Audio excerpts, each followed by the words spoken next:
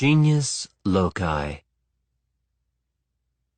"It is a very strange place," said Amberville, "but I scarcely know how to convey the impression it made upon me.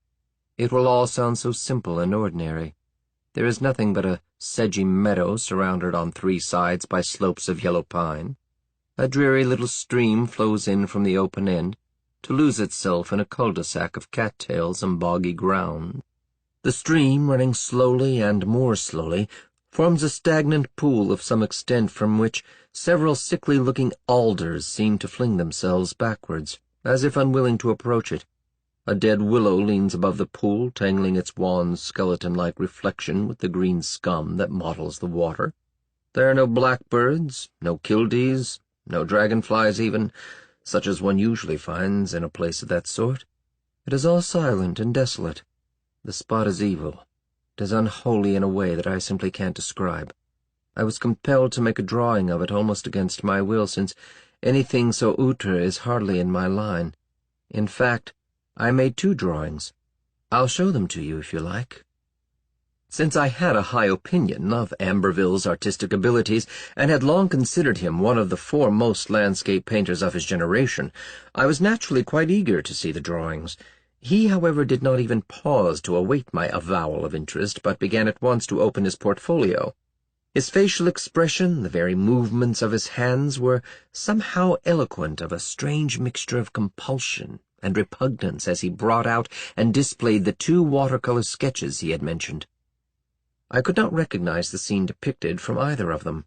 Plainly it was one that I had missed in my desultory rambling about the foothill environs of the tiny hamlet of Bowman, where 2 years before I had purchased an uncultivated ranch, and had retired for the privacy so essential to prolonged literary effort. Francis Amberville, in the one fortnight of his visit, through his flair for the pictorial potentialities of landscape, had doubtless grown more familiar with the neighborhood than I. It had been his habit to roam about in the forenoon armed with sketching materials, and in this way he had already found the theme of more than one lovely painting. The arrangement was mutually convenient, since I, in his absence, was wont to apply myself assiduously to an antique Remington. I examined the drawings attentively. Both, though of hurried execution, were highly meritorious, and showed the characteristic grace and vigor of Amberville's style. And yet, even at first glance, I found a quality that was alien to the spirit of his work. The elements of the scene were those he had described. In one picture the pool was half hidden by a fringe of mace reeds, and the dead willow was leaning across it at a prone, despondent angle, as if mysteriously arrested in its fall toward the stagnant waters. Beyond, the alders seemed to strain away from the pool, exposing their knotted roots as if in an eternal effort. In the other drawing, the pool formed the main portion of the foreground, with the skeleton tree looming drearily at one side. At the water's further end, the cattails seemed to wave and whisper among themselves in a dying wind, and the steeply barring slope of pine at the meadow's terminus was indicated as a wall of gloomy green that closed in the picture, leaving only a pale margin of autumnal sky at the top. All this, as the painter had said, was ordinary enough, but I was impressed immediately by a profound horror that lurked in these simple elements, and was expressed by them as if by the balefully contorted features of some demoniac face. In both drawings this sinister character was equally evident, as if the same face had been shown in profile and front view. I could not trace the separate details that composed the impression, but ever, as I looked, the abomination of a strange evil, a spirit of despair, malignity, desolation, leered from the drawings more openly and hatefully. The spot seemed to wear a macabre and satanic grimace. One felt that it might speak aloud, might utter the imprecations of some gigantic devil, or the raucous derision of 1,000 birds of ill omen. The evil conveyed was something wholly outside of humanity, more ancient than man. Somehow, fantastic as this will seem, the meadow had the air of a vampire, grown old and hideous with unutterable infamies. Subtly, indefinably, it thirsted for other things than the sluggish trickle of water by which it was fed. "Where is the place?" I asked, after a minute or two of silent inspection. It was incredible that anything of the sort could really exist, and equally incredible that a nature so robust as Amberville should have been sensitive to its quality. "It's in the bottom of that abandoned ranch. "A mile or less down the little road, toward Bear River," he replied. "You must know it. There's a small orchard about the house, on the upper hillside, but the lower portion ending in that meadow is all wild land." I began to visualize the vicinity in question. "Guess it must be the old Chapman place," I decided. "No other ranch along that road would answer your specifications." "Well, whoever it belongs to, that meadow is the most horrible spot I have ever encountered. I've known other landscapes that had something wrong with them, but never anything like this." "Maybe it's haunted," I said, half in jest. "From your description, it must be the very meadow where old Chapman was found dead one morning by his youngest daughter. It happened a few months after I moved here. He was supposed to have died of heart failure. His body was quite cold, and he had probably been lying there all night since the family had missed him at supper time. I don't remember him very clearly, but I remember that he had a reputation for eccentricity. For some time before his death, people thought that he was going mad. I forget the details. Anyway, his wife and children left not long after he died, and no one has occupied the house or cultivated the orchard since. It was a commonplace rural tragedy." "I'm not much of a believer in spooks," observed Amberville, who seemed to have taken my suggestion of haunting in a literal sense. "Whatever the influence is, it's hardly of human origin. Come to think of it, though, I received a very silly impression once or twice. The idea that someone was watching me while I did those drawings. Queer, I had almost forgotten that till you brought up the possibility of haunting. I seemed to see him out of the tail of my eye just beyond the radius that I was putting into the picture. A dilapidated old scoundrel with dirty gray whiskers and an evil scowl. It's odd, too, that I should have gotten such a definite conception of him, without ever seeing him squarely. I thought it was a tramp who had strayed into the meadow bottom, but when I turned to give him a level glance, he simply wasn't there. It was as if he melted into the miry ground, the cattails, the sedges." "That isn't a bad description of Chapman," I said. "I remember his whiskers. They were almost white, except for the tobacco juice. A battered antique if there ever was one, and very unamiable, too. He had a poisonous glare toward the end, which no doubt helped along the legend of his insanity. Some of the tales about him come back to me now. People said that he neglected the care of his orchard more and more. Visitors used to find him in that lower meadow standing idly about and staring vacantly at the trees and water.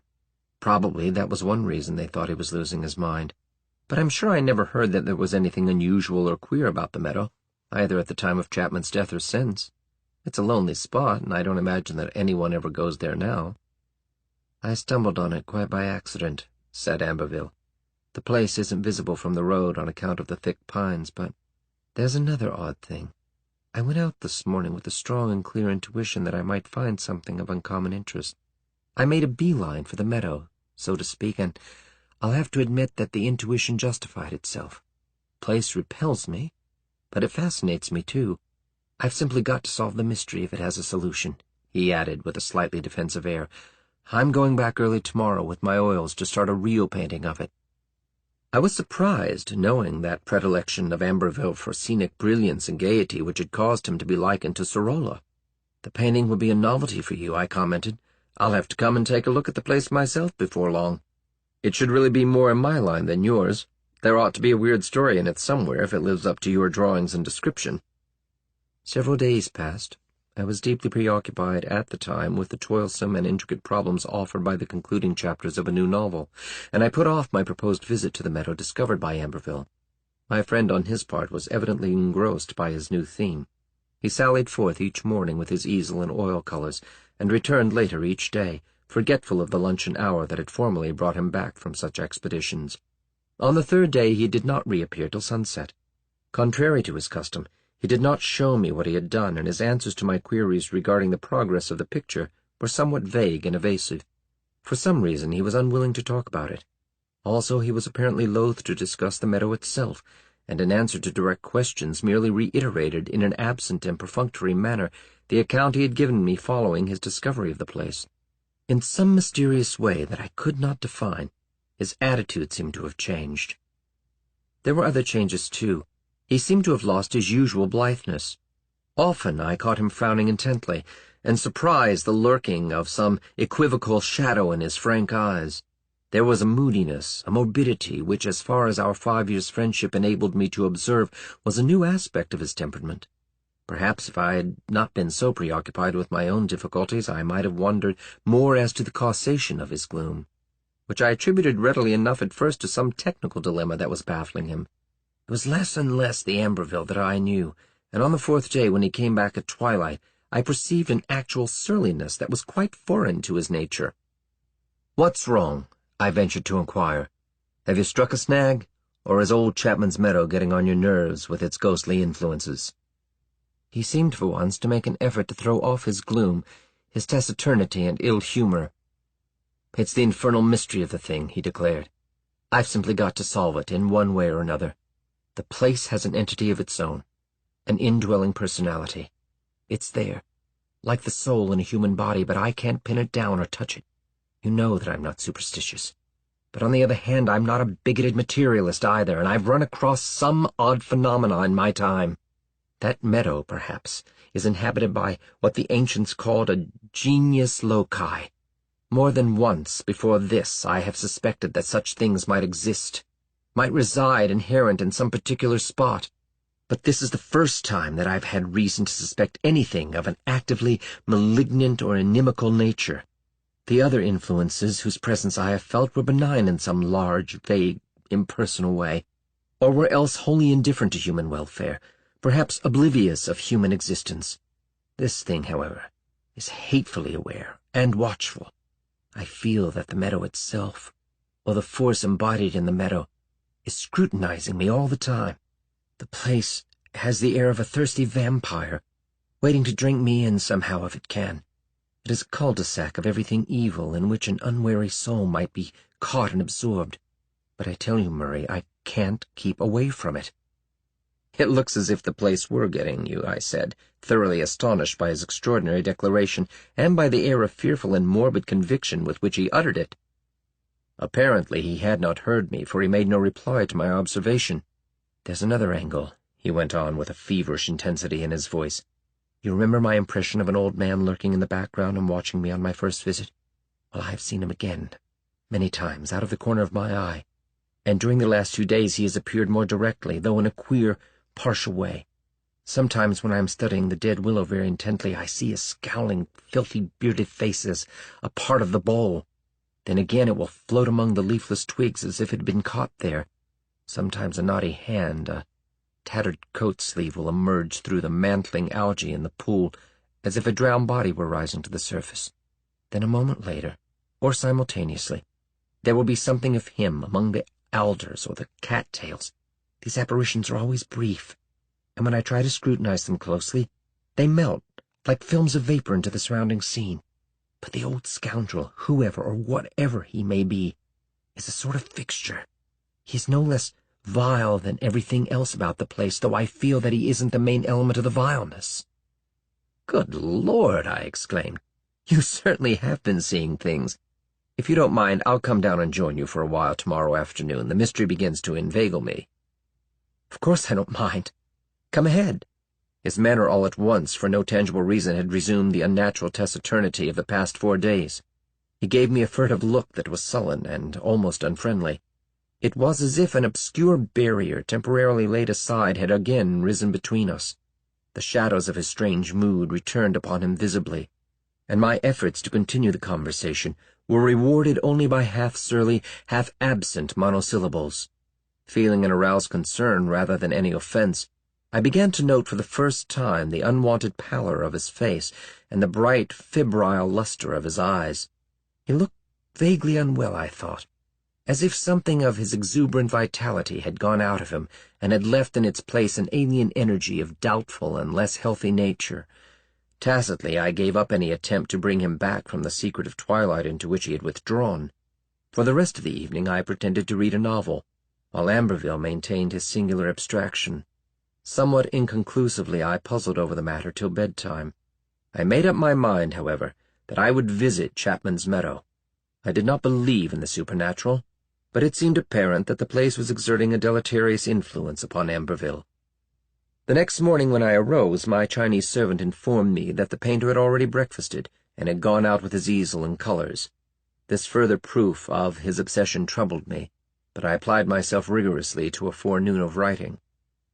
Immediately after luncheon I drove down the highway, followed the narrow dirt road that branched off toward Bear River, and left my car on the pine-thick hill above the old Chapman place. Though I had never visited the meadow, I had a pretty clear idea of its location.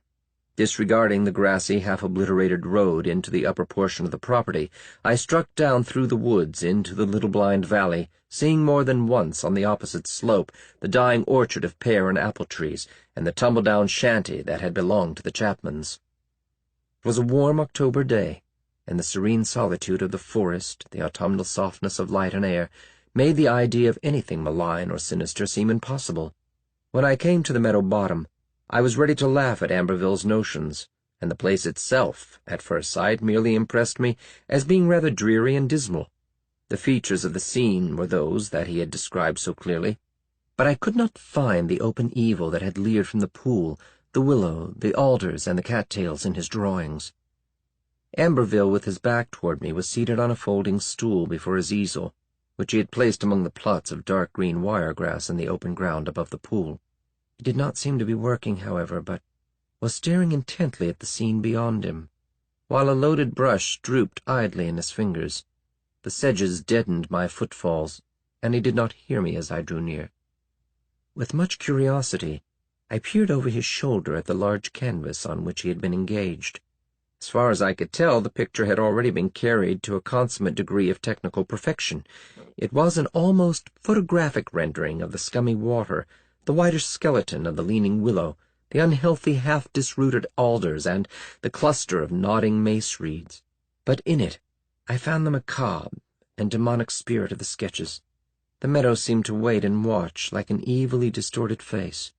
It was a deadfall of malignity and despair, lying apart from the autumn world around it, a plague spot of nature forever accursed and alone.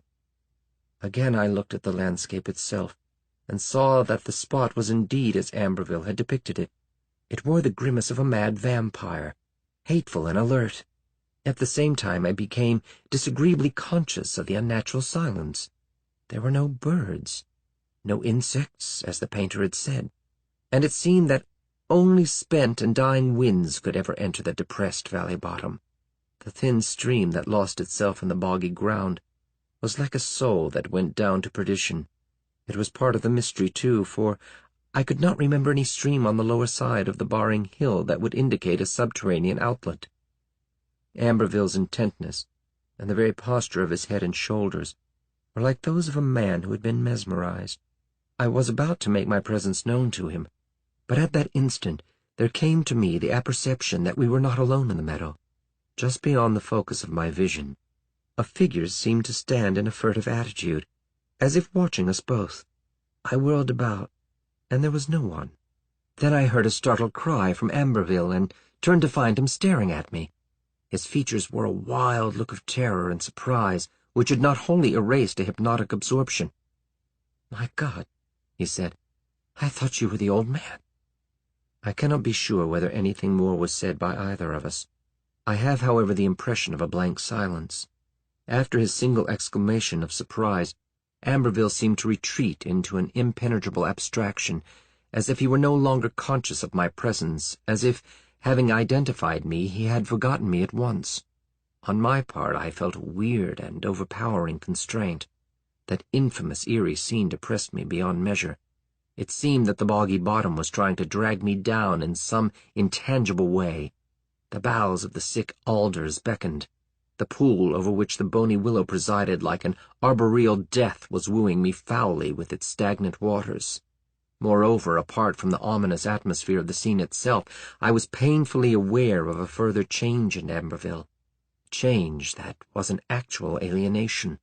His recent mood, whatever it was, had strengthened upon him enormously. He had gone deeper into its morbid twilight, and was lost to the blithe and sanguine personality I had known. It was as if an incipient madness had seized him, and the possibility of this terrified me.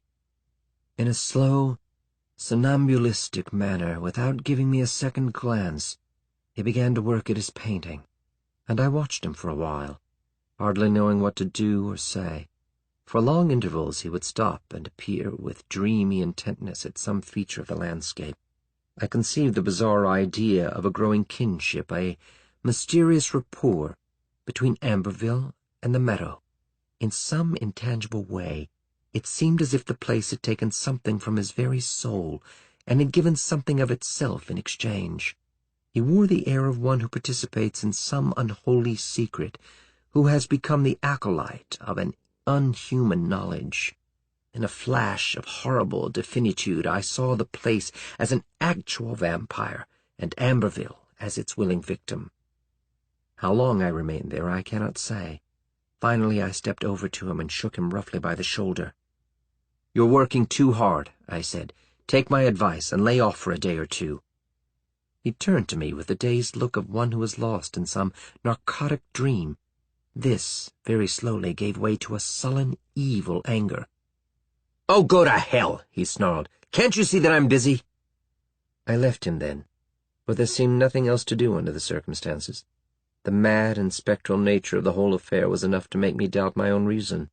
My impressions of the meadow and of Amberville were tainted with an insidious horror such as I had never before felt in any moment of waking life and normal consciousness.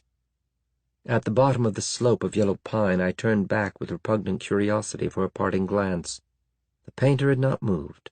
He was still confronting the malign scene like a charmed bird that faces a lethal serpent. Whether or not the impression was a double optic image, I have never been sure, but at that instant I seemed to discern a faint, unholy aura, neither light nor mist, that flowed and wavered above the meadow, preserving the outlines of the willow, the alders, the reeds, the pool. Stealthily it appeared to lengthen, reaching toward Amberville like ghostly arms. The whole image was extremely tenuous, and may well have been an illusion, but it sent me shuddering into the shelter of the tall, benignant pines. The remainder of that day and the evening that followed were tinged with the shadowy horror I had found in Chapman's Meadow. I believe that I spent most of the time in arguing vainly with myself, in trying to convince the rational part of my mind that all I had seen and felt was utterly preposterous. I could arrive at no conclusion other than a conviction that Amberville's mental health was endangered by the damnable thing, whatever it was, that inhered in the meadow. The malign personality of the place, the impalpable terror, mystery, and lure were like webs that had been woven upon my brain, and which I could not dissipate by any amount of conscious effort. I made two resolves, however. One was that I should write immediately to Amberville's fiancée, Miss Avis Alcott, and invite her to visit me as a fellow guest of the artist during the remainder of his stay at Bowman. Her influence, I thought, might help to counteract whatever was affecting him so perniciously. Since I knew her fairly well, the invitation would not seem out of the way. I decided to say nothing about it to Amberville. The element of surprise I hoped would be especially beneficial. My second resolve was that I would not again visit the meadow myself if I could avoid it, indirectly, for I knew the folly of trying to combat a mental obsession openly. I should also try to discourage the painter's interest in the place and divert his attention to other themes. Trips and entertainments, too, could be devised, at the minor cost of delaying my own work. The smoky autumn twilight overtook me in such meditations as these, but Amberville did not return. Horrible premonitions without coherent shape or name began to torment me as I waited for him. The night darkened, and dinner grew cold on the table. At last, about 9 o'clock, when I was nerving myself to go out and hunt for him, he came in hurriedly. He was pale, disheveled, out of breath, and his eyes held a painful glare as if something had frightened him beyond endurance. He did not apologize for his lateness, nor did he refer to my own visit to the meadow bottom. Apparently he had forgotten the whole episode, had forgotten his rudeness to me. "I'm through," he cried. "I'll never go back again, never take another chance. The place is more hellish at night than in the daytime. I can't tell you what I've seen and felt. I must forget it if I can. There's an emanation, something that comes out openly in the absence of the sun, but is latent by day. It lured me. It tempted me to remain this evening, and it nearly got me. God, I didn't believe that such things were possible. That abhorrent compound of—" He broke off and did not finish the sentence. His eyes dilated as if with memory of something too awful to be described. At that moment I recalled the poisonously haunted eyes of old Chapman, whom I had sometimes met about the hamlet. He had not interested me particularly, since I had deemed him a common type of rural character, with a tendency to some obscure and unpleasant aberration. Now, when I saw the same look in the eyes of a sensitive artist, I began to wonder, with a shivering speculation, whether Chapman too had been aware of the weird evil that dwelt in his meadow. Perhaps in some way that was beyond human comprehension he had been its victim. He had died there, and his death had not seemed at all mysterious. But perhaps in the light of all that Amberville and I had perceived, there was more in the matter than anyone had suspected. "Tell me what you saw," I ventured to suggest. At the question a veil seemed to fall between us, impalpable but tenebrific. He shook his head morosely and made no reply. The human terror which perhaps had driven him back toward his normal self, and had made him almost communicative for the nonce, fell away from Amberville. A shadow that was darker than fear, an impenetrable alien umbrage, again submerged him. I felt a sudden chill of the spirit rather than the flesh, and once more there came to me the outre thought of his growing kinship with the ghoulish meadow. Beside me, in the lamp-lit room, behind the mask of his humanity, a thing that was not wholly human seemed to sit and wait. Of the days that followed I shall offer only a summary. It would be impossible to convey the eventless, phantasmal horror in which we dwelt and moved. I wrote immediately to Miss Alcott, pressing her to pay me a visit during Amberville's stay, and in order to ensure acceptance I hinted obscurely at my concern for his health and my need for her coadjutation. In the meanwhile, waiting for her answer, I tried to divert the artist by suggesting trips to sundry points of scenic interest in the neighborhood. The suggestions he declined, with an aloof curtness and an air that was stony and cryptic, rather than deliberately rude. Virtually he ignored my existence, and made it more than plain that he wished me to leave him to his own devices. This in despair I finally decided to do, pending the arrival of Miss Alcott. He went out early each morning, as usual, with his paints and easel, and returned about sunset or a little later. He did not tell me where he had been, and I refrained from asking. Miss Alcott came on the third day following my letter in the afternoon. She was young, lithesome, ultra-feminine, and was altogether devoted to Amberville. In fact, I think she was in awe of him. I told her as much as I dared, and warned her of the morbid change in her fiancé, which I attributed to nervousness and overwork. I simply could not bring myself to mention Chapman's Meadow and its baleful influence. The whole thing was too unbelievable, too phantasmagoric to be offered as an explanation to a modern girl. When I saw the somewhat helpless alarm and bewilderment with which she listened to my story, I began to wish that she were of a more resolute and determined type, and were less submissive toward Amberville than I surmised her to be. A stronger woman might have saved him, but even then I began to doubt whether Avis could do anything to combat the imponderable evil that was engulfing him. A heavy crescent moon was hanging like a blood-dipped horn in the twilight when he returned. To my immense relief, the presence of Avis appeared to have a highly salutary effect. The very moment that he saw her, Amberville came out of the singular eclipse that had claimed him, as I feared, beyond redemption, and was almost his former affable self. Perhaps it was all make-believe, for an ulterior purpose, but this at the time I could not suspect. I began to congratulate myself on having applied a sovereign remedy. The girl, on her part, was plainly relieved, though I saw her eyeing him in a slightly hurt and puzzled way, when he sometimes fell for a short interval into moody abstraction, as if he had temporarily forgotten her.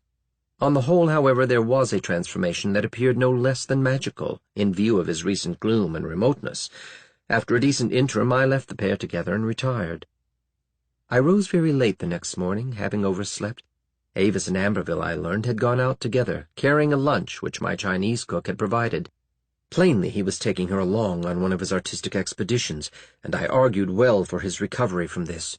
Somehow it never occurred to me that he had taken her to Chapman's Meadow. The tenuous, malignant shadow of the whole affair had begun to lift from my mind. I rejoiced in a lightened sense of responsibility, and, for the first time in a week, was able to concentrate clearly on the ending of my novel. The two returned at dusk, and I saw immediately that I had been mistaken on more points than one. Amberville had again retired into a sinister, saturnine reserve. The girl, beside his darkly looming height and massive shoulders, looked very small, forlorn, and pitifully bewildered and frightened. It was as if she had encountered something altogether beyond her comprehension, something with which she was humanly powerless to cope. Very little was said by either of them. They did not tell me where they had been, but, for that matter, it was unnecessary to inquire. Amberville's taciturnity, as usual, seemed due to an absorption in some dark mood or sullen reverie, but Avis gave me the impression of a dual constraint, as if, apart from some enthralling terror, she had been forbidden to speak of the day's events and experiences. I knew that they had gone to that accursed meadow, but I was far from sure whether Avis had been personally conscious of the weird and baneful entity of the place, or had merely been frightened by the unwholesome change in her lover beneath its influence. In either case, it seemed obvious that she was wholly subservient to him. I began to damn myself for a fool in having invited her to Bowman, though the true bitterness of my regret was still to come. A week went by with the same daily excursions of the painter and his fiancée, the same baffling, sinister estrangement and secrecy in Amberville, the same terror, helplessness, constraint, and submissiveness in the girl. How it would all end I could not imagine, but I feared, from the ominous alteration of his character, that Amberville was heading for some form of mental alienation, if nothing worse. My offers of entertainment and scenic journeys were rejected by the pair, and several blunt efforts to question Avis were met by a wall of almost hostile evasion, which convinced me that Amberville had enjoined her to secrecy, and had perhaps in some slightful manner misrepresented my own attitude toward him. "You don't understand him," she said repeatedly. "He is very temperamental." The whole affair was a maddening mystery, but it seemed more and more that the girl herself was being drawn either directly or indirectly into the same phantasmal web that had enmeshed the artist. I surmised that Amberville had done several new pictures of the meadow, but he did not show them to me nor even mention them. My own recollection of the place as time went on assumed an unaccountable vividness that was almost hallucinatory. The incredible idea of some inherent force or personality, malevolent and even vampirish, became an unavowed conviction against my will. The place haunted me like a phantasm, horrible but seductive. I felt an impelling morbid curiosity, an unwholesome desire to visit it again, and fathom, if possible, its enigma. Often I thought of Amberville's notion about a genius loci that dwelt in the meadow, and the hints of a human apparition that was somehow associated with the spot. Also I wondered what it was that the artist had seen on the one occasion when he had lingered in the meadow after nightfall, and had returned to my house in driven terror. It seemed that he had not ventured to repeat the experiment in spite of his obvious objection to the unknown lure. The end came abruptly and without premonition. Business had taken me to the county seat one afternoon, and I did not return till late in the evening. A full moon was high above the pine-dark hills. I expected to find Avis and the painter in my drawing-room, but they were not there. Li Sing, my factotum, told me that they had returned at dinner-time. An hour later, Amberville had gone out quietly while the girl was in her room. Coming down a few minutes later, Avis had shown excessive perturbation when she found him absent, and had also left the house as if to follow him without telling Li Sing where she was going or when she might return. All this had occurred 3 hours previously, and neither of the pair had yet reappeared. A black and subtly chilling intuition of evil seized me as I listened to Li Sing's account. All too well I surmised that Amberville had yielded to the temptation of a second nocturnal visit to that unholy meadow. An occult attraction somehow had overcome the fright of his first experience, whatever it had been. Avis, knowing where he was, and perhaps fearful of his sanity or safety, had gone out to find him. More and more I felt an imperative conviction of some peril that threatened them both, some hideous and innominable thing to whose power perhaps they had already yielded. Whatever my previous folly and remissness in the matter, I did not delay now. A few minutes of driving at precipitate speed through the mellow moonlight brought me to the piney edge of the Chapman property. There, as on my former visit, I left the car and plunged headlong through the shadowy forest. Far down in the hollow as I went, I heard a single scream, shrill with terror and abruptly terminated. I felt sure that the voice was that of Avis, but I did not hear it again. Running desperately, I emerged in the meadow bottom. Neither Avis nor Amberville was in sight, and it seemed to me, in my hasty scrutiny, that the place was full of mysteriously coiling and moving vapors that permitted only a partial view of the dead willow and the other vegetation.